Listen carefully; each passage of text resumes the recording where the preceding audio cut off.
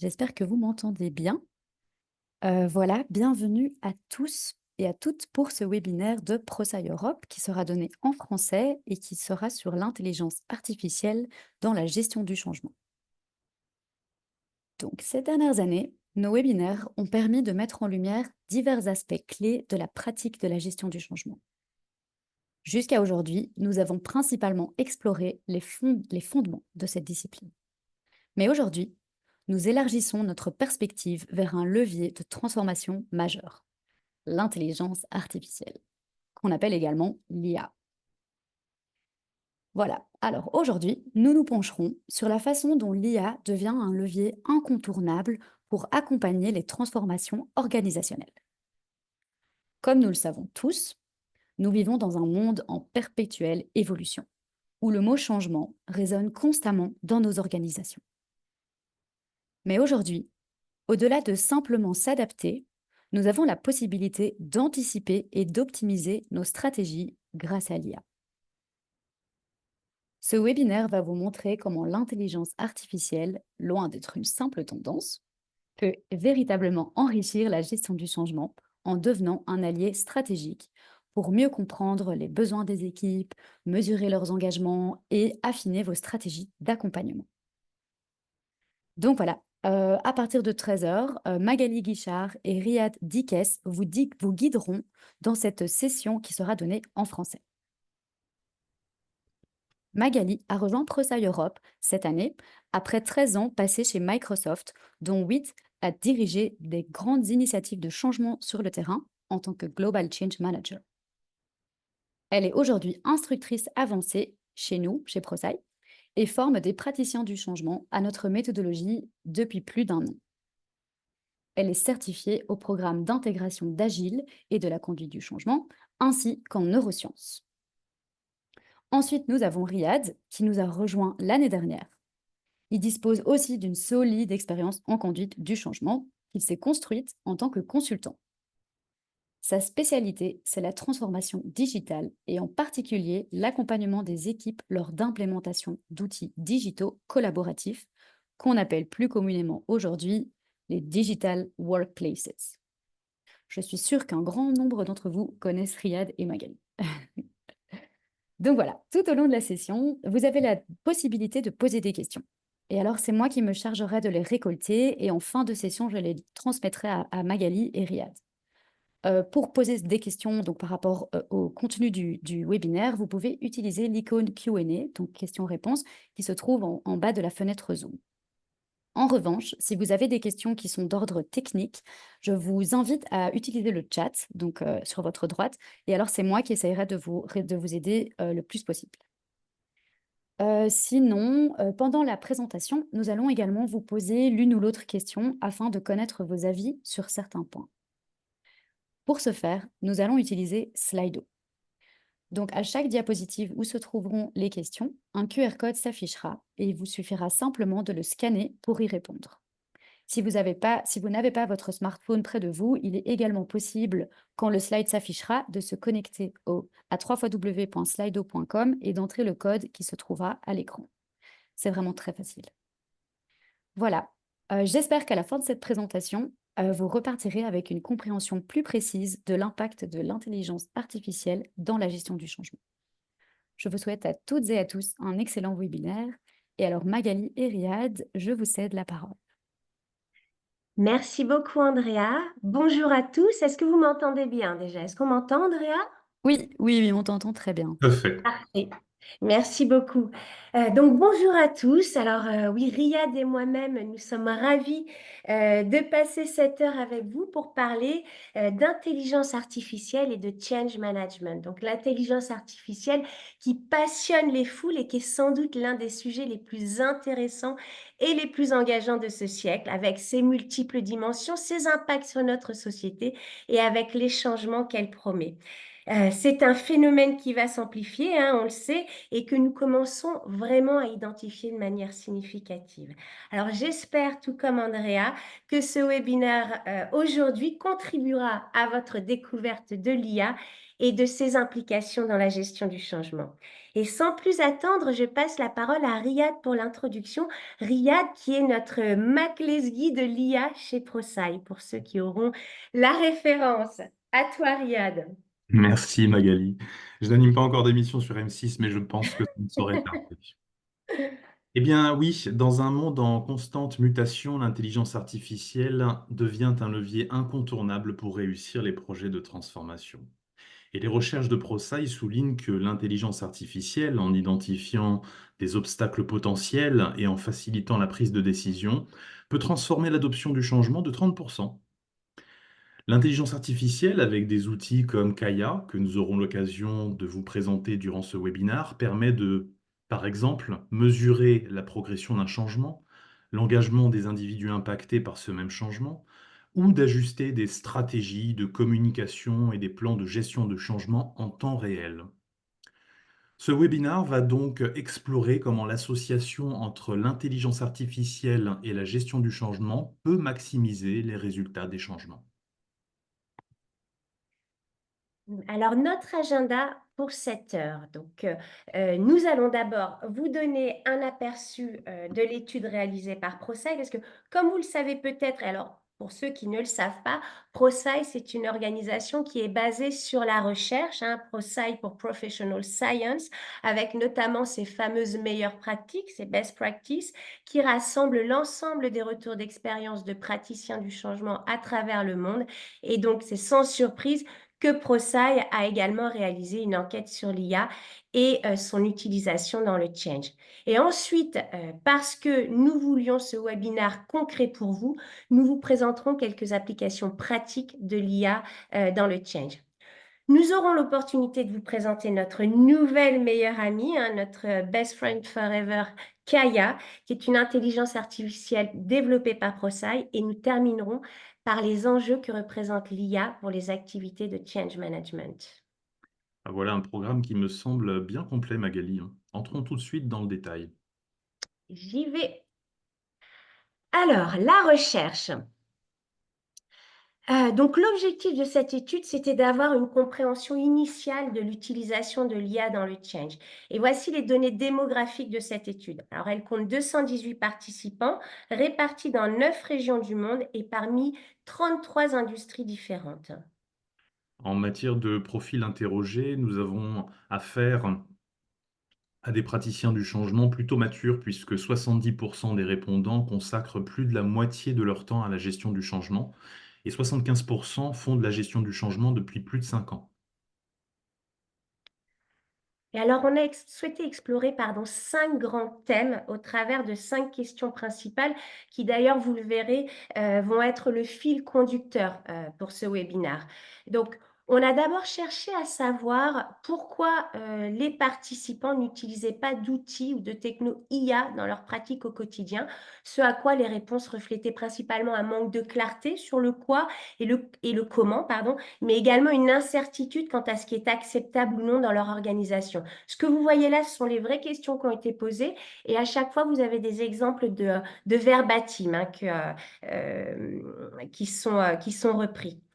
Nous nous sommes également intéressés à la façon dont les participants utilisateurs de l'IA l'utilisaient justement dans leur pratique. Et là, on se rend compte que ce sont des utilisations assez simples, hein, comme des bots, par exemple, pour les FAQ, ou des liens vers des ressources. Pardon, excusez-moi. Et à la question quels impacts les outils et technologies IA ont eu sur leur travail de change manager, on constate clairement et sans surprise que le premier avantage est un gain de temps considérable puisqu'on parle d'une diminution du temps de brainstorming et de premier brouillon de 90%, ce qui n'est pas négligeable. Sur la quatrième bulle, ProSci s'est ensuite projeté en se demandant quelles opportunités potentielles les participants praticiens envisageaient grâce à l'IA dans les 2 prochaines années, l'usage en fait, hein, de ces technologies. Et là, on parle plutôt effectivement de coach virtuel du changement, grâce notamment à des chatbots.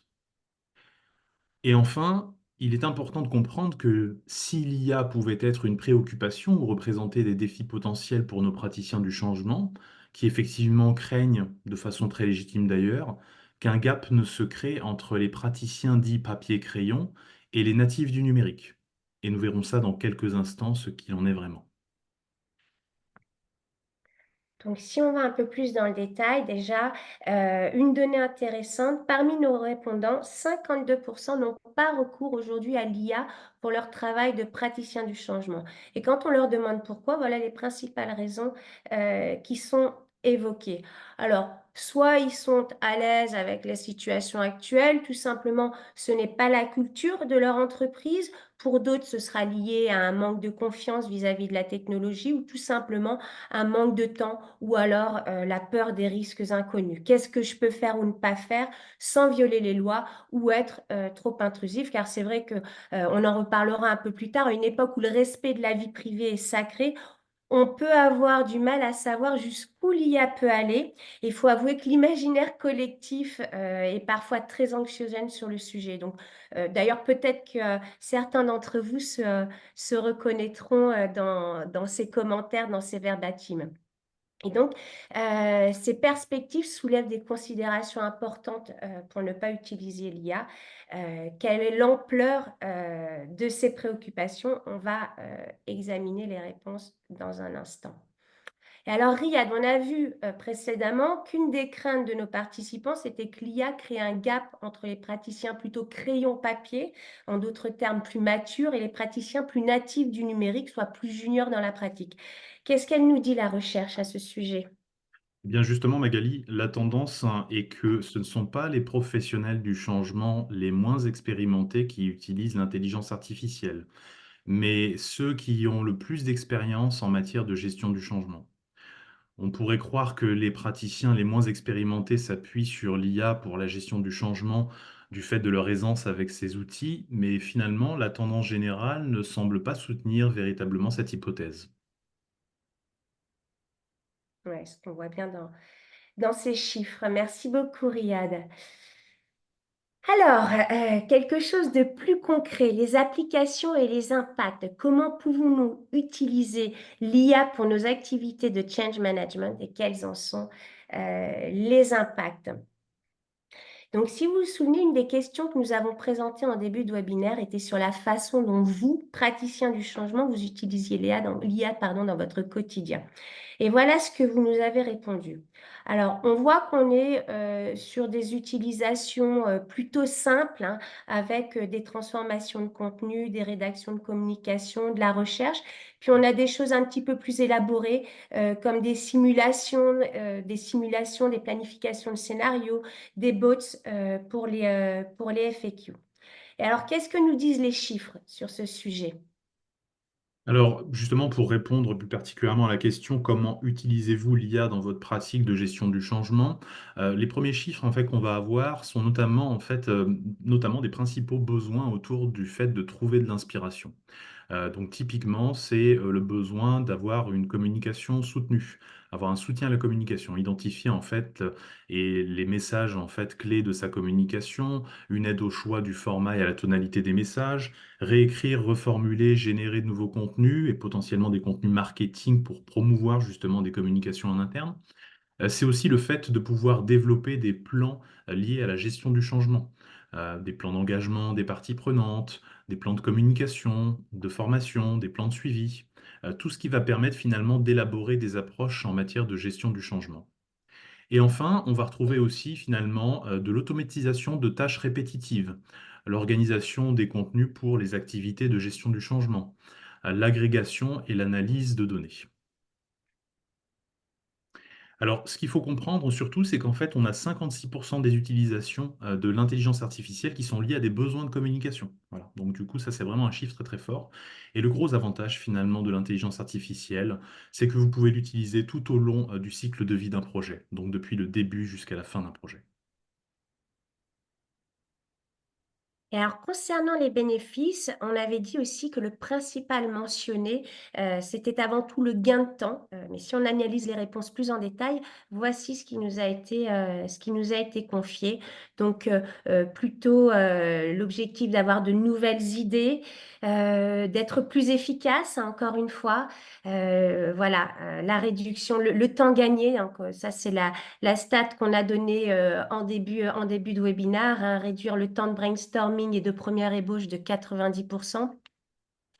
Un renforcement de la confiance en soi dans les communications parce que on a quelque chose d'assez cadré. Voilà, ça me facilite la vie et ça me permet de passer plus rapidement de la page blanche à un brouillon solide. Et alors, en termes de données chiffrées, qu'est-ce qu'on a, Riyad, sur ce sujet? Oui, en fait, à la question quel impact l'IA a-t-elle eu sur votre travail en gestion du changement, ce qu'il faut comprendre, c'est que là aussi, pareil, le premier impact sur l'IA, c'est l'efficacité en fait sur le travail quotidien. Le fait de pouvoir gagner du temps, le fait de pouvoir rationaliser des processus, exécuter plus rapidement et avoir une meilleure productivité. Le fait aussi d'avoir du coup des communications claires et plus percutantes pour pouvoir justement finalement aussi quelque part améliorer les compétences des individus et leur efficacité. Faciliter justement la création de contenu grâce à des suggestions de modèles, d'exemples, voilà des choses qui évidemment sont très utiles parce que l'intelligence artificielle va vous permettre d'accéder à ça très rapidement pour la rédaction et l'édition de contenu. Enfin, ça va tout ce qui va être autour de la génération de nouvelles idées, d'alternatives linguistiques, une aide au brainstorming, la réduction du temps passé sur les tâches aussi fastidieuses. On a aussi quelques répondants qui nous indiquent qu'ils n'ont pas constaté à ce stade d'impact significatif, mais par contre, ils sont relativement optimistes quant aux bénéfices potentiels qu'ils pourraient tirer effectivement de l'usage de l'IA. Alors, ce que je vous propose, du coup, c'est véritablement de pouvoir aussi nous dire quelque part de votre côté comment vous utilisez aujourd'hui les outils et les technologies d'intelligence artificielle dans votre pratique de gestion du changement. Donc, vous avez deux possibilités effectivement ici, soit scanner le QR code qui va vous permettre de vous amener directement sur notre sondage, soit sinon effectivement d'utiliser votre navigateur en slido.com et puis d'indiquer le code en fait que vous voyez affiché à l'écran.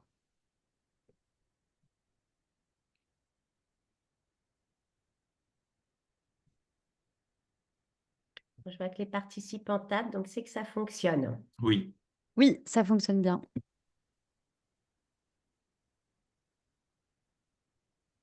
Ok. Rédaction de rapport, rédaction de com, communication stratégie. Je ne l'utilise pas d'utilisation. Brainstorming sur la stratégie, la com. Création de contenu, nouvelles idées, traduction. c'est plutôt en phase avec les éléments de la recherche. Ouais, absolument. Démultiplier des supports existants. Ouais, on est effectivement sur tiens, création de FAQ. Me challenger.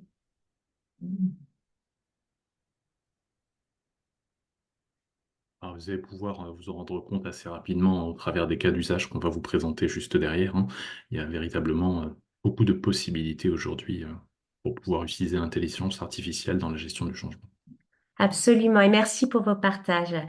Donc voilà, on a, enfin Riyad d'ailleurs, encore une fois, hein, notre spécialiste de l'IA a préparé plusieurs cas d'usage qui peuvent vous permettre d'avoir une vision plus précise de ce qu'on peut faire dans le cadre de la gestion du changement avec l'IA. Alors l'usage numéro un, c'est l'envoi de messages automatisés et personnalisés. Là, on est dans le cadre d'une entreprise internationale qui met en place un nouveau logiciel ERP. C'est ça. Donc en fait, on a véritablement de l'intelligence en fait, hein, au travers de chatbots qui vont automatiser la communication sur le nouvel ERP, en envoyant justement des messages et des emails peut-être personnalisés, en informant chaque équipe en fait qui va vivre les changements et des actions justement qu'elles vont pouvoir mettre en œuvre. Donc là, en fait, on a effectivement des actions et des bénéfices potentiels très concrets derrière, avec par exemple la mise en place de formations métiers spécifiques, la génération de rapports, par exemple, aux managers qui vont permettre de suivre la progression des collaborateurs dans le changement. Et c'est aussi l'aide, en effet, de l'intelligence artificielle sur la rédaction d'instructions hein, spécifiques pour le contexte des différentes équipes, pour savoir, par exemple, comment utiliser les nouveaux processus. Alors, notre cas d'usage numéro 2, c'est l'élaboration de recommandations personnalisées. Une organisation ouvre une antenne à Paris. Ses collaborateurs ont des craintes et des inquiétudes face à ce changement. C'est ça. Donc là, en fait, on va véritablement avoir une intelligence artificielle qui va aider notamment la personne en charge du volet humain du changement en proposant par exemple un plan de soutien pour les managers qui collaborent avec les personnes qui sont impactées. On va avoir notamment plusieurs actions et bénéfices potentiels, l'évaluation justement de l'impact du changement en se basant par exemple sur des données historiques de l'organisation, sur des changements passés. Par exemple aussi la création d'un plan de communication détaillé, le fait de pouvoir justement avoir la génération d'un plan de formation avec un calendrier adapté, des ressources et des suggestions justement de profils qui pourraient réaliser ces différentes formations. Et enfin, des suggestions d'actions pour pouvoir traiter plus particulièrement peut-être des impacts personnels. Notre usage numéro 3, alors là, celui-ci, il va vous intéresser parce que c'est un sujet qui déchaîne les foules, qui déchaîne les passions. C'est l'analyse prédictive des résistances. Donc là, on a une entreprise qui va mettre en place une enquête interne à partir d'un questionnaire ADCAR. C'est ça. Donc là, on a véritablement une entreprise voilà, qui est formée justement à la gestion du changement avec ProSci, hein, et qui utilise donc le modèle de changement individuel ADCAR. Et donc là, l'analyse en fait qui est réalisée par l'intelligence artificielle va permettre de prédire typiquement que les départements finance et marketing seront les plus résistants au changement. Et donc cette analyse va être une aide finalement à la décision pour mieux gérer justement le volet humain du changement. On va avoir donc des actions et des bénéfices potentiels pour les deux départements. Par exemple, pour les départements finances, ce sera l'organisation justement d'ateliers qui vont permettre d'adresser des résistances spécifiques liées par exemple à la sécurité des données ou au coût que pourrait percevoir effectivement le département finance. C'est la création de contenus visant justement à renforcer la communication sur les bénéfices financiers à long terme. Et puis pour le département marketing, ce sera plutôt effectivement peut-être la mise en place de sessions de formation pour rassurer sur l'usage de nouveaux outils numériques, ou alors effectivement la possibilité de pouvoir impliquer plus activement les responsables marketing dans le choix des outils qui les concernent. Et le dernier cas d'usage, alors, qui est aussi très intéressant, qui est de simuler un dialogue avec une personne résistante. Alors là, ce serait un change manager qui s'apprête à avoir un rendez-vous avec un manager résistant au changement. Alors, dis-nous en plus, la Riyad. Alors donc là, on aurait effectivement l'intelligence artificielle qui peut nous aider en fait, sans prendre de risque, à simuler en fait cette future interaction avec ce manager résistant. C'est-à-dire qu'on va demander à l'intelligence artificielle justement de pouvoir créer en fait le cadre nécessaire pour pouvoir simuler cet échange. Donc ça va permettre par exemple de pouvoir comprendre des objections, comprendre les craintes et les frustrations justement qui pourraient apparaître auprès de ce manager résistant au changement. Donc les activités et bénéfices potentiels qu'on pourrait avoir, c'est la création évidemment d'un environnement sûr pour pouvoir expérimenter cet échange. C'est la possibilité justement de pouvoir aussi modéliser différentes formes de résistance, hein. On connaît la résistance active qui va se voir, mais il y a aussi la résistance passive, la résistance qui est silencieuse. Et ça permettra aussi effectivement aussi de répondre à des objections qui nous seront générées par l'intelligence artificielle, auxquelles on n'aurait pas forcément pensé immédiatement. Merci beaucoup. Donc, on s'est limité à 4 parce que, on n'avait pas le temps, mais on en avait préparé beaucoup plus. Alors, on a effectivement aussi, pareil, un slido à vous proposer, dans lequel on vous pose la question: quelles opportunités envisagez-vous avec l'intelligence artificielle dans vos pratiques de gestion du changement au cours des 2 prochaines années?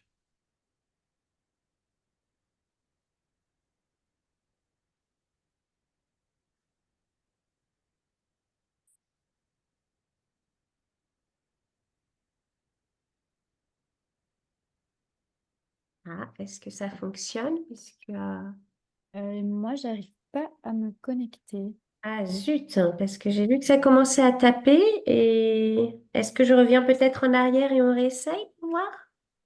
Réessaye. On peut essayer, effectivement. Ah voilà, chez moi, ça marche. Ok, donc ça devrait, j'espère, fonctionner pour... Ah oui, voilà. Parfait.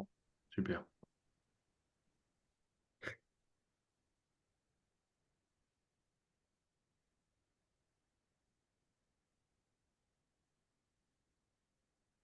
Intéressant d'avoir un spare partner, effectivement, pour moins de solitude. Donc une personne qui sera en capacité de pouvoir accompagner aussi sur le changement. Fais des questionnaires à cartes. Tout à fait. Pardon. Aide à la formation. Me challenger encore. formation des chefs de projet. Mhm. Tiens, anticipation et gestion des résistances, ça va, tu vas inspirer des gens. Planification des actions. Bon, on voit que Chatbot pour répondre et informer sur le changement, effectivement, oui. vous êtes intarissable, hein, donc vous avez déjà une idée bien précise apparemment. C'est très intéressant. Hmm. Création de contenu learning, bien sûr, des contenus de formation, tout à fait.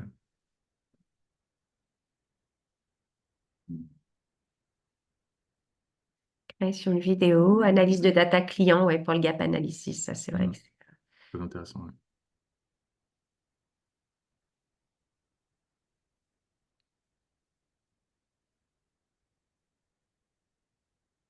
bien.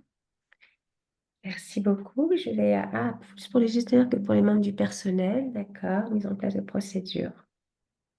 Bien. Merci beaucoup pour vos partages. Alors, quelles opportunités justement envisagez-vous avec l'IA dans vos pratiques de gestion du changement au cours des 2 prochaines années? En fait, en regardant ce que nous disent ces personnages fictifs, on saisit un peu mieux finalement le potentiel de l'intelligence artificielle dans la gestion du changement. Certains nous disent effectivement, pourquoi pas créer un coach virtuel pour accompagner le changement en continu. D'autres vont parler effectivement d'une meilleure efficacité dans la communication et la création de personas utilisateurs. On parle aussi finalement d'automatiser des tâches pour se concentrer davantage sur des aspects créatifs et stratégiques. L'intelligence artificielle peut même rapprocher aussi les connaissances en gestion du changement des dirigeants, en les rendant plus accessibles et pertinentes pour eux. En fait, en conclusion, on pourrait dire que ces perspectives montrent un futur où l'intelligence artificielle nous permet de travailler avec plus de profondeur sur la stratégie et sur la créativité dans la gestion du changement. Alors, passons maintenant à un autre sujet ô combien passionnant, puisqu'on va vous parler, on va vous parler de Kaya. Alors, tout le monde est impacté en fait par la montée de l'intelligence artificielle, vous l'avez bien compris. La rapidité et l'accès à l'information sont au cœur en fait finalement de l'utilisation actuelle d'outils comme ChatGPT, Copilot et d'autres intelligences artificielles du même type. Aujourd'hui, nous sommes très enthousiastes en fait à l'idée de vous parler de Kaya, qui est une intelligence artificielle sur laquelle nous avons travaillé chez ProSci pendant une grande partie de l'année qui s'est écoulée. Alors oui, Kaya va devenir votre nouvel assistant IA expert en matière de gestion du changement et on va vous en dire plus. En effet, Kaya, c'est une intelligence artificielle unique et construite sur l'ensemble des connaissances et l'expertise de ProSci en matière de gestion du changement. Et parce qu'elle offre un niveau de spécialisation, d'efficacité et de crédibilité que les intelligences artificielles en accès libre ne peuvent atteindre, Kaya, c'est un allié puissant pour les praticiens et les leaders du changement. Et grâce à son assistance à la demande, je dirais à la magie de son assistance à la demande, il vous suffit de lui poser une question et elle vous aidera à accomplir vos tâches quotidiennes en gestion du changement. En d'autres termes, les conseils approfondis et exploitables de Kaya vous permettent de concentrer votre temps sur ce qui compte le plus, l'aspect humain du changement. Alors, que diriez-vous finalement de pouvoir consulter un expert ProSci à n'importe quel moment du jour ou de la nuit pour vous aider à construire le changement ou à maintenir les progrès des changements sur lesquels vous travaillez? Avec un ensemble, avec un accès à l'ensemble de la recherche ProSci, Kaya est le seul outil d'intelligence artificielle qui soit expert en gestion du changement. Quel que soit votre rôle ou votre projet, Kaya a des réponses à vos questions liées au changement. Vous pouvez utiliser Kaya pour la planification, pour vérifier les informations, pour développer votre communication et bien plus encore. Kaya possède une interface qui va être intuitive, conçue justement pour vous donner l'impression de parler à un expert. Vous pouvez parler à Kaya comme vous le feriez avec un collègue particulièrement brillant et vous obtiendrez toujours la bonne réponse. Tu sais, si tu me poses les questions, Riyad, je te donne les bonnes réponses aussi, hein. Alors, avec Kaya, vous avez effectivement accès à une expertise qui dépasse largement ce que les outils d'intelligence artificielle généralistes peuvent offrir aujourd'hui. Pourquoi? Parce qu'en fait, c'est basé sur les conseils et la recherche de ProSci. Kaya apporte un savoir-faire, un savoir, pardon, actualisé et précis dans les entreprises. Kaya propose des liens vers des ressources prêtes à l'emploi pour gagner du temps, pour faciliter l'application de nos conseils en matière de gestion du changement. Et puis enfin, dernière information et pas des moindres, lors de tests AB, on s'est rendu compte simplement que Kaya a démontré des performances supérieures en fait à celles de ChatGPT, dans près de 70% des cas liés à la gestion du changement. Donc Kaya est un partenaire de choix notamment conçu pour pouvoir répondre aux exigences spécifiques de la gestion du changement. Et alors, à qui s'adresse Kaya? Alors, aux responsables de déploiement de la gestion du changement, aux praticiens du changement et bien entendu à toute personne en charge du volet humain. Et alors, précision, Kaya est disponible en licence pour les entreprises uniquement et elle n'est pas accessible au grand public. Alors justement pour ceux qui s'intéresseraient potentiellement à la partie mécanique en fait de l'intelligence artificielle, on va vous expliquer ici finalement comment justement Kaya construit ses réponses en 5 étapes principales. Alors d'abord on a un utilisateur qui va poser une question, hein, donc qui va réaliser un prompt finalement. Et en fait comme dans cet exemple, donc la personne nous indique qu'elle a du mal à engager en fait un sponsor. Donc Kaya va analyser finalement la question, va utiliser ensuite après le vaste corpus de connaissances de ProSci qui va intégrer des articles, des méthodologies et aussi des conseils pratiques. Donc en regroupant finalement les informations pertinentes, on crée en fait une base solide. Puis ensuite après, Kaya va véritablement appliquer la propriété intellectuelle et les instructions spécifiques de ProSci avant d'envoyer en fait sur cette base sur cette base en fait qui est conçue à partir de l'API d'OpenAI. Donc en fait, on a véritablement voilà, une transformation des données qui vont être complexes en une réponse claire que l'utilisateur va pouvoir comprendre facilement et pouvoir appliquer effectivement dans son travail.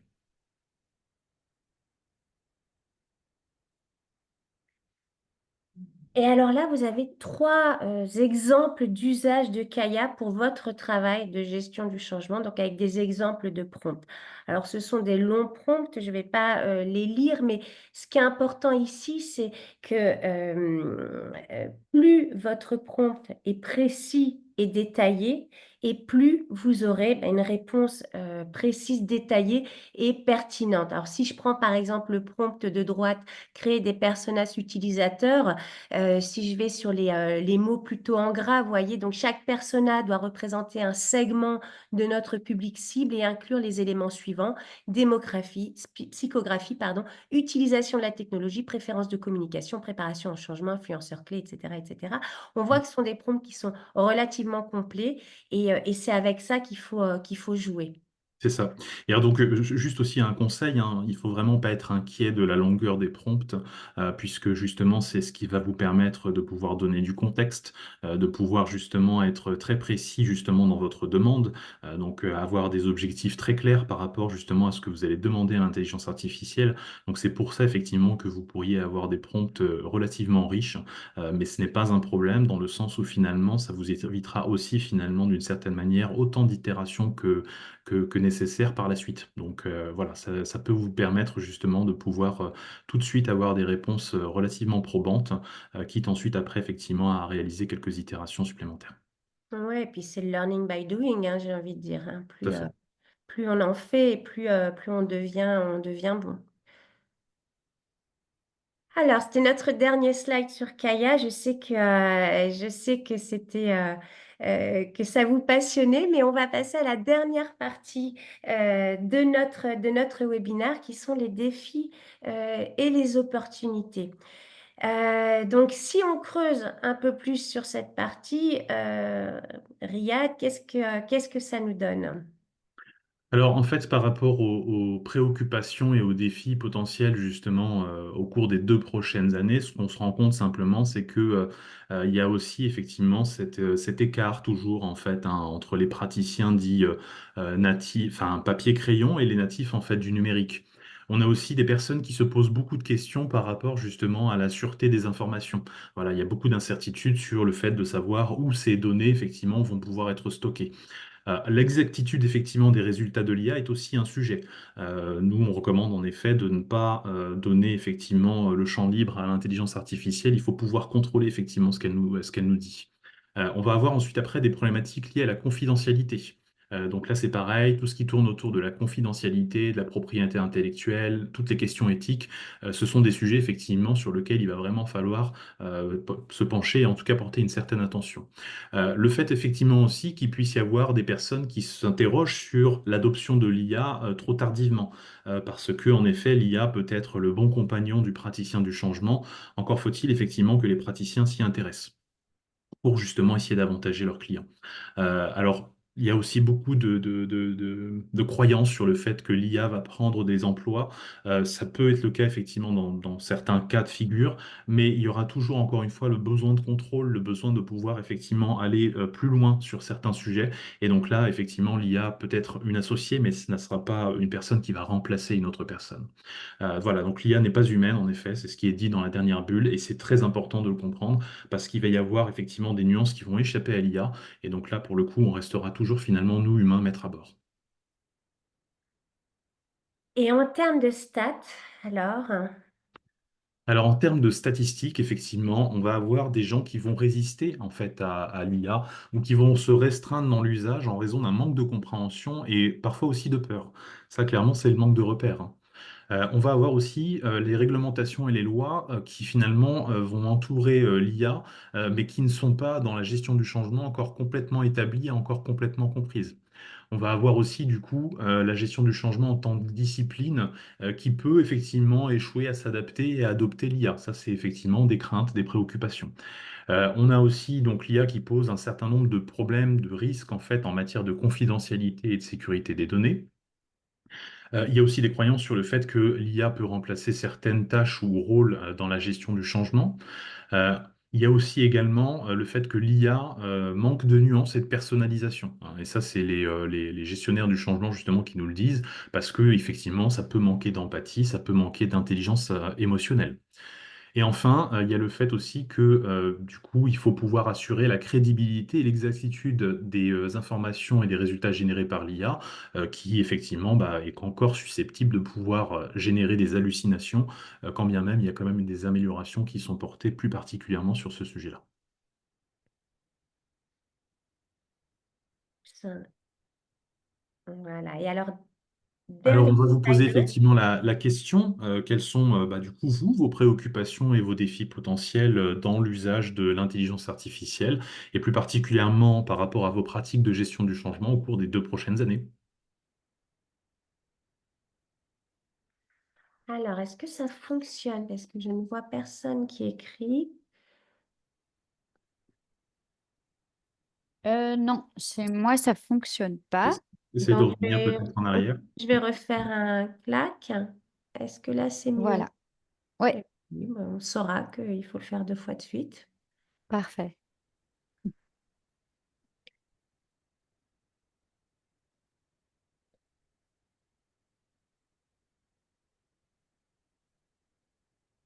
Et oui, sécurité de l'information, de la donnée, oui.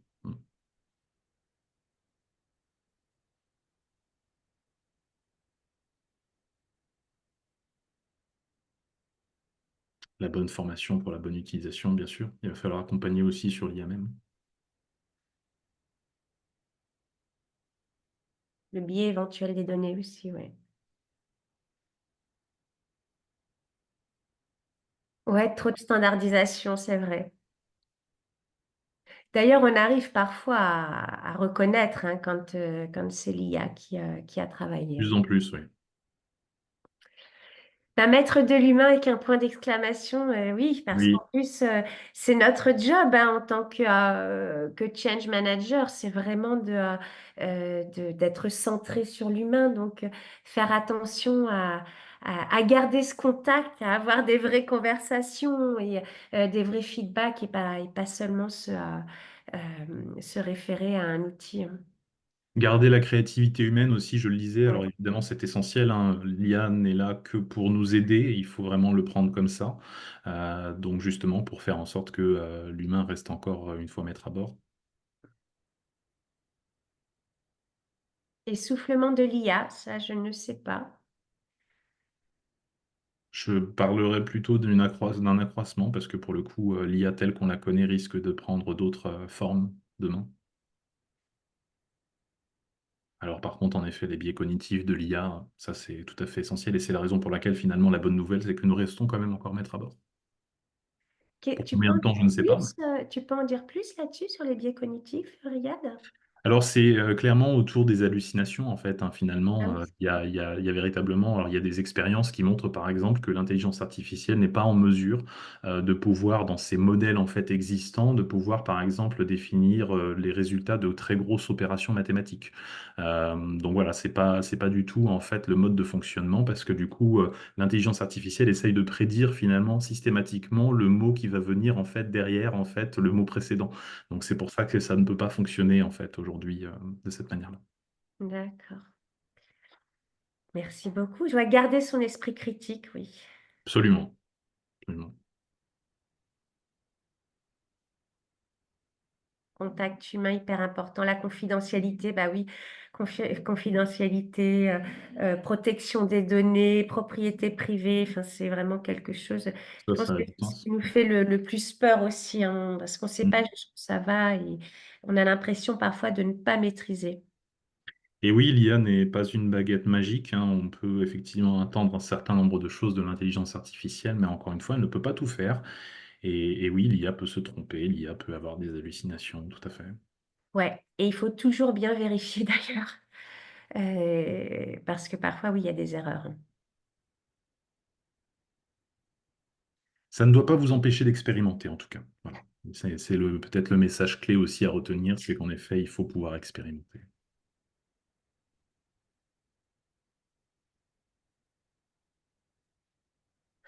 La croyance par les grandes organisations de pouvoir se passer de vrais consultants grâce à l'IA. Absolument.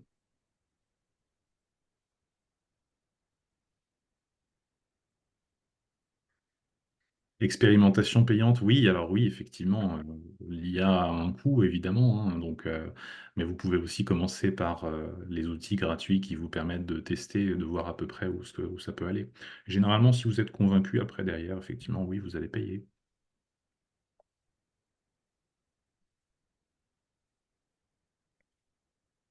Bien. Ou sur les compétences d'un collaborateur qui utilise l'IA, oui, effectivement. Ah Ce oui. sera probablement un des grands défis qui nous arrive, qui est peut-être même déjà là. D'ailleurs, enfin, si on regarde les questions qu'on a eues là, il y a cette, justement ce doute sur le fait que on a tendance à penser que ce sont plutôt des change managers juniors qui vont utiliser l'IA, et ce qui fait un peu peur parce que justement, on peut douter des compétences. Et manifestement, dans ce qui ressort de l'étude, sont plutôt les personnes un peu plus seniors qui l'utilisent. Mm. C'était plutôt une bonne nouvelle. Mais effectivement, quand on voit tout ce qu'on peut faire avec l'IA, ça fait un petit peu peur. Bon, bien, merci beaucoup d'avoir partagé tout ça. Ouais, que l'entreprise dans laquelle je travaille ne ponte pas dans le bateau IA. Attends, oui, c'est aussi Mm. une Oui, oui, préoccupation. oui, oui. Allez, next. Merci beaucoup pour tous vos partages. Encore une fois, tout ça, c'est très important, Très intéressant, merci à vous. voilà, de savoir comment vous vous positionnez également. Alors, Alors simplement, en fait, cette petite illustration, hein, vous l'avez peut-être reconnue, il s'agit ici du robot Optimus de Tesla. Ce que simplement on voulait signifier au travers de cette diapositive, c'est le fait que les cas d'usage de l'intelligence artificielle en fait s'amplifient jour après jour. Voilà, on a vraiment l'intelligence artificielle telle qu'on la connaît aujourd'hui risque clairement d'évoluer. Évidemment, on a ce robot, on a avant ça effectivement peut-être d'autres formes d'intelligence artificielle qui vont arriver. On parle notamment beaucoup d'agents IA en fait qui vont pouvoir réaliser un certain nombre d'actions. On a vu donc les Large Model Language qui sont donc ces fameux LLM sur lequel est basé notamment Keia et les autres intelligences artificielles, mais on voit aussi apparaître des large action models qui sont effectivement des modèles qui vont permettre de créer finalement des robots de toutes pièces qui vont nous aider dans notre quotidien. Voilà. Donc voilà, l'intelligence artificielle peut vous aider aujourd'hui dans vos organisations à accélérer les processus de changement par l'adoption des nouvelles technologies, par l'assistance justement à la gestion de la performance des projets et des changements qu'ils impliquent, et par l'amélioration finalement des prises de décision et bien plus encore. On n'est encore qu'au début de l'histoire finalement, d'une certaine manière. Oups, pardon, je suis allée un peu vite. Et quelques donc, conseils et bonnes pratiques au sujet de l'IA en gestion du changement. Oui, Alors, oh pardon, excuse-moi, Ariane. vas-y, je t'en prie. Donc, on va pas tous les lire. J'espère que vous pouvez en capturer certains. Mais ce que vous pouvez faire déjà, c'est pratiquer, comme l'a dit Ria. Plus vous travaillerez avec l'IA et mieux vous comprendrez ses capacités et ses limites, hein. Effectivement, c'est en se familiarisant avec l'outil que, pareil, hein, que les peurs ou les craintes aussi disparaîtront. Et puis, ça, vous l'avez dit aussi, hein, intégrer l'expertise humaine, utiliser l'IA en complément du jugement humain et non en remplacement. Mais je crois que vous êtes tous d'accord là-dessus. C'est ça. Alors, pareil, dans le fait de ce que vous devriez finalement éviter, on l'a un peu dit et vous l'avez aussi souligné lors du slido précédent, se fier trop fortement à l'IA. Voilà. N'attendez pas effectivement que l'IA remplace l'être humain. Déjà, effectivement, ne serait-ce que parce que l'IA ne ressent pas forcément d'émotion, en tout cas pas aujourd'hui, ça va venir, mais c'est encore des choses qui sont finalement encore très expérimentales. Donc votre jugement personnel en fait est important, ça reste effectivement l'une de nos qualités, c'est nos qualités humaines. Et puis voilà, il y a effectivement le fait d'écarter clairement l'aspect humain, ne pas laisser voilà l'IA remplacer les connexions personnelles et la confiance. De toute façon, c'est pour l'instant à ce stade, sauf si on a un robot Optimus qui se balade dans les locaux de l'entreprise, voilà, c'est le simple fait effectivement que des gens se rencontrent et échangent entre eux, qui font aussi finalement grandir les projets, qui aident finalement aussi au changement, qui aident à anticiper et à répondre finalement aux changements qui nous font face. Donc ça, c'est très important effectivement à conserver à l'esprit. Donc on conserve malgré tout pour l'instant, on a un peu une forme de contrôle quelque part sur l'intelligence artificielle. Il faut voir après vers quoi tout ça va nous mener, mais ça reste un sujet tout à fait passionnant et intéressant, et encore plus en matière de gestion du changement. Voilà, donc nous arrivons au terme de ce webinaire. Notre objectif, c'est que vous puissiez acquérir une compréhension initiale de l'utilisation de l'IA dans la pratique de la gestion du changement. J'espère que nous avons rempli cet objectif. On va conclure avant de laisser la place à quelques questions. Alors, on avait effectivement non pas une, mais deux conclusions en fait à vous proposer. La première, c'est le fait effectivement que aujourd'hui, dans la gestion du changement, l'IA peut être effectivement un sparring partner, un peu comme je l'ai vu tout à l'heure dans le slido. Ça peut vous aider en effet à renforcer vos capacités sur le sujet de la gestion du changement, mais encore une fois, ce n'est pas une solution miracle, parce que la bonne utilisation de l'intelligence artificielle finalement doit se faire au regard de votre contexte. Et votre contexte d'entreprise ou d'organisation va être différent effectivement d'un autre contexte d'entreprise ou d'organisation également. Donc voilà, il faut l'utiliser de façon réfléchie. Ça peut améliorer effectivement votre efficacité personnelle, peut-être même l'efficacité collective, mais ce qui est important, c'est en effet de préserver l'aspect humain. Et voilà, je trouve que ça, c'est une très belle image, hein. Aujourd'hui, on ne voit que la partie émergée de l'iceberg. Et on va donc clôturer avec cette citation d'Eliezer Yudkowsky, qui est un chercheur américain en intelligence artificielle. De loin, le plus grand danger de l'intelligence artificielle est que les gens concluent trop rapidement qu'ils la comprennent.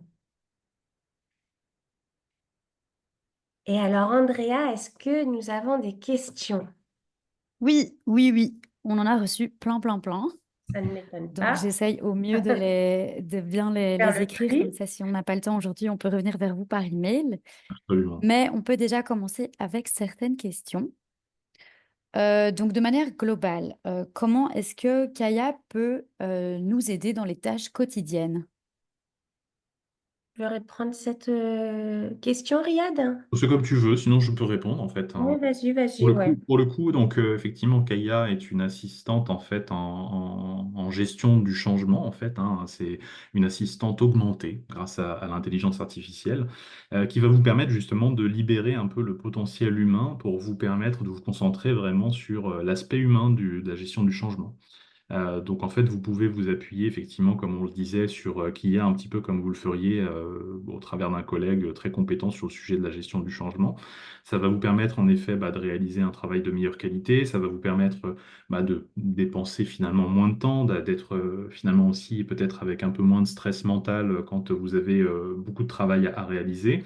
Et puis très concrètement, Kia va vous permettre d'élaborer par exemple, des éléments de la méthodologie ProSci comme par exemple élaborer des plans ADKAR. Ça va vous permettre de rédiger aussi des messages clés par rapport à vos différents publics. Ça va vous permettre également justement de pouvoir par exemple accéder assez rapidement à la recherche en fait ProSci et à ces différents outils. Ça va vous permettre de développer justement voilà, des stratégies de partenariat, des tactiques de gestion des résistances et bien plus encore. Merci. Merci beaucoup. Oui, c'était super clair. Parfait. Alors, une autre question que nous avons reçue, c'est pourquoi est-ce qu'on devrait utiliser Kaya plutôt que ChatGPT? Je pense que c'est moi qui vais répondre, Magali. Ouais, Ce sera plus vas-y. facile. Alors, Kaya, en fait, utilise une technique qu'on appelle RAG, en fait, hein, c'est de la génération augmentée par récupération pour produire ses réponses. Ça signifie quoi? Ça signifie que quand un utilisateur effectivement envoie une requête, hein, donc réalise un prompt, chez ProSci, au travers de l'intelligence artificielle Kaya, on vérifie déjà d'abord le contenu en fait ProSci pour pouvoir trouver la meilleure réponse possible. Et on va pouvoir notamment, donc, du coup, s'appuyer sur le modèle LLM, Large Language Model, pour pouvoir créer justement une réponse en langage naturel. Et donc ça va nous permettre en fait d'utiliser du contenu et des recherches qui ne sont pas accessibles en fait au travers des autres modèles génériques pour rendre justement nos réponses plus actualisées, plus adaptées et mieux alignées avec l'approche de gestion du changement proposée par ProSci. Parfait. Merci beaucoup. Une autre question était par rapport à la fonction. Est-ce que Kaya est utile pour d'autres fonctions et quelles sont ses limites? Alors, Kaya, en fait, est une intelligence artificielle hein, spécialisée dans la gestion du changement. Donc, ce n'est pas une intelligence artificielle généraliste comme le peut l'être, par exemple, Copilot ou ChatGPT ou même Claude. Donc, en fait, on a effectivement une expertise hein, spécifique qui est ancrée dans le fonctionnement de Kaya et qui est aussi finalement, qui respecte la propriété intellectuelle de ProSci par rapport justement à la méthodologie de gestion du changement de ProSci, qui est une des méthodologies de référence. Donc ces capacités sont vraiment optimisées par rapport à cette discipline uniquement, et donc on ne peut pas forcément utiliser Kaya pour d'autres choses que cette spécialisation finalement en matière de gestion du changement. Top, merci. Alors, une autre question, c'était dans quelle mesure garantissez-vous que la confidentialité des données partagées avec votre AI? Donc, comment est-ce qu'on sait que le LLM ne va pas s'entraîner sur les données? Alors ça, il faudra qu'on vous réponde plus particulièrement, puisque ça fait partie effectivement du fonctionnement de Keia. Voilà, ça en fait, il faut obtenir une licence entreprise pour pouvoir justement utiliser Keia. Ce n'est pas un outil qui est ouvert à ce stade-là, en tout cas au grand public, mais on pourra répondre plus particulièrement à ce type de questions par la suite, bien sûr. Ok, parfait. Et au niveau de l'accès à la licence, parce qu'il y a beaucoup de change managers consultants qui aimeraient avoir accès à Kaya. Donc, pour le moment, c'est juste pour les entreprises. Ouais, Oui, c'est c'est ça. par les entreprises. Ouais. Et si vous voulez des informations, il y a, comment dire, il faut écrire directement à ProSci. Peut-être, Andrea, tu pourras mettre Ouais, je peux mettre l'adresse l'adresse. mail dans le chat. Tout à fait. Oui, ça serait des possibilités pour 2025, mais pas pour cette année. Bon, on est déjà en fin d'année. Ok, parfait. Alors, il y a de fortes à penser de toute façon que ces usages-là se démocratisent, hein. Donc, voilà, aujourd'hui, le fonctionnement qui est proposé ne sera peut-être pas le fonctionnement demain, mais voilà. En tout cas, aujourd'hui, en effet, c'est dédié uniquement qu'aux licences entreprises chez ProSci. Oui. Alors, j'ai une autre question qui était comment les entreprises vont évaluer un employé qui utilise l'intelligence artificielle vs qui ne l'utilise pas, et donc sur sa productivité ou qualité de travail. Alors, Alors, c'est... oui, bon, je te laisse, Excuse-moi, excuse. Magali, vas-y, je Non, t'en non, prie. vas-y, vas-y, vas-y. Non, je disais qu'en fait, c'est une question qui est tellement vaste, c'est une question qui est aussi vaste finalement que l'impact sur la productivité d'un collaborateur qui utiliserait un double écran, j'ai envie de vous dire. Donc, c'est probablement mesurable. Ça fera partie effectivement des sujets de prédilection demain, puisque la génération Y est probablement très très fan et friand d'intelligence artificielle. Donc en effet, ça fera partie des sujets sur lesquels aujourd'hui il est difficile d'apporter une réponse très, très concrète, très claire, mais ça fait partie des sujets de recherche, bien sûr. Parfait, merci beaucoup. Il y avait une question par rapport à la résistance, mais il y a tellement de questions dans le chat.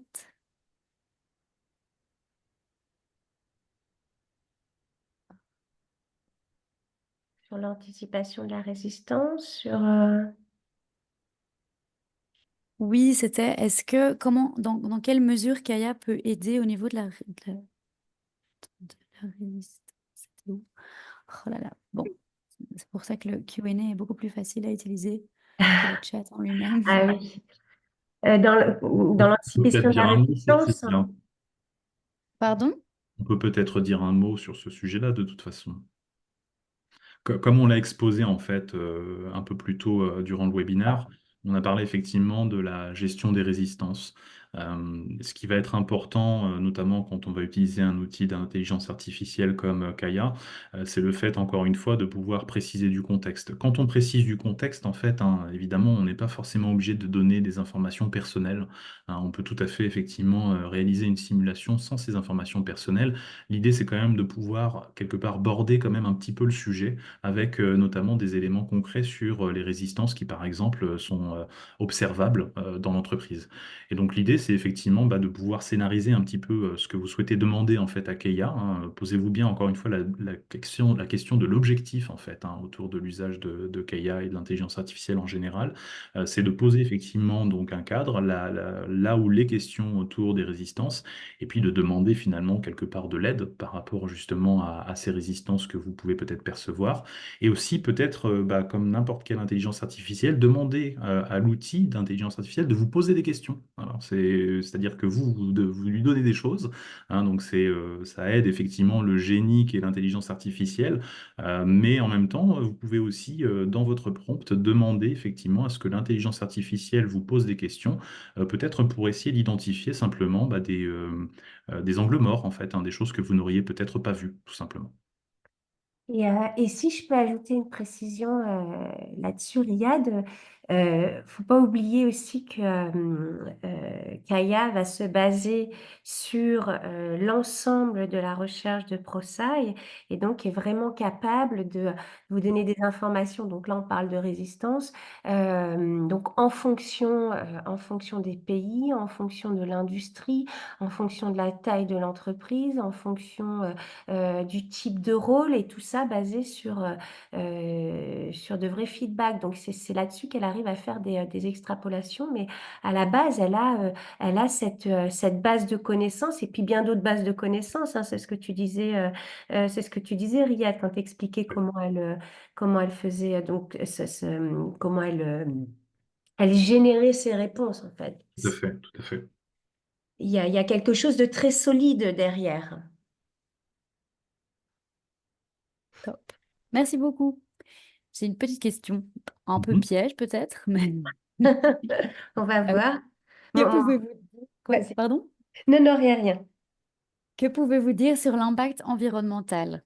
Comment faire en sorte d'avoir une empreinte, d'avoir une empreinte responsable? Alors, c'est une question effectivement Au sujet. ouais, c'est un vrai sujet, c'est un vaste sujet qui est très compliqué, mais qui de toute façon n'est pas nouveau, c'est simplement qu'il ne fait que s'amplifier avec l'usage de l'intelligence artificielle. On avait effectivement et on a toujours clairement le même problème avec les serveurs en fait dans le cloud, d'une certaine manière, qui sont générateurs effectivement de chaleur, qui voilà, sont consommateurs d'énergie également aussi. L'intelligence artificielle effectivement voilà, consomme énormément de ressources. Je pense qu'il y a quand même une certaine prise de conscience des différents acteurs autour de ce sujet-là. Mais il est vrai qu'aujourd'hui, il est délicat et compliqué de pouvoir répondre en fait à cette question-là. Je pense que le temps pourra nous permettre de dire en effet comment ces acteurs vont pouvoir gérer ce sujet-là. Mais je pense que, il y a quand même un certain niveau de responsabilité quand on veut sortir en effet voilà, des modèles de plus en plus complexes, de plus en plus riches aussi, hein, finalement, parce que les interactions sont extrêmement fortes. Mais voilà, en tout cas, ça fait partie des sujets, en effet, sur lesquels les principaux providers, les principaux fournisseurs des intelligences artificielles devront nous répondre, effectivement. Oui, ça fait partie de leur priorité, hein. Ils n'ont plus le choix d'ailleurs, ils ont des comptes à rendre là. Absolument. Bon, après, Si ce on n'est pas le sait cas, qu'il y ça a, sera la réglementation qui s'en chargera de toute façon. oui, on sait qu'il y a une différence entre la théorie et la pratique, évidemment, mais en tous les cas, c'est une priorité, chez ces providers. Enfin, ils n'ont plus le choix. Bien, nous Parfait. arrivons à la Oui, fin de notre webinaire, je pense. oui, merci beaucoup d'ailleurs d'avoir répondu aux questions et pour la présentation. J'ai reçu beaucoup de questions qui sont très similaires, donc en fait, je vais tout récolter, bien écrire dans un document, mettre des réponses structurées et vous envoyer dans l'email que vous recevrez l'année prochaine, donc la semaine prochaine, pardon. Pas tout de C'est suite, pas- Andrea. c'est encore 2 mois. Mais voilà, comme ça, vous savez qu'on va bien structurer les réponses.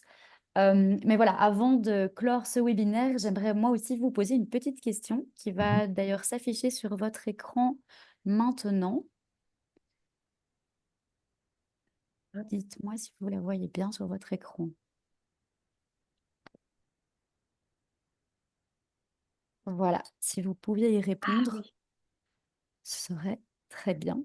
Et alors, en attendant que vous répondez, je peux déjà vous répéter encore une fois que donc on vous enverra bien l'enregistrement et les diapositives la semaine prochaine et ils seront également disponibles sur notre site. Waouh, ça sent le vendredi. Bien sûr, vous pouvez les partager avec vos collègues s'ils sont intéressés par la présentation. Il n'y a aucun problème. Et alors voilà, si vous souhaitez être tenu au courant de tous nos programmes de formation, des publications, du webinaire, des prochains webinaires, vous pouvez vous inscrire à la newsletter sur notre site ou nous suivre sur notre page LinkedIn où nous postons régulièrement.